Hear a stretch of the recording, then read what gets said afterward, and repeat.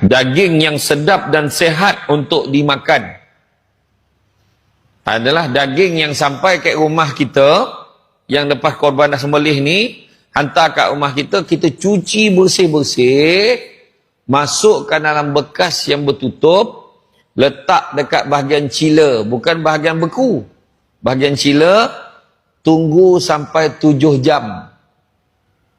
Lepas 7 jam, baru darah dia semua habis turun. Kemudian baru kita cuci sekali lagi, masak. Itulah yang terbaik menurut kajian yang dibuat oleh Jawatan Agama Islam Negeri Sembilan dan juga veterina. Kita masalahnya kita dapat rumah, kena masak cepat ni, fresh, daging fresh tu terbaik gitu.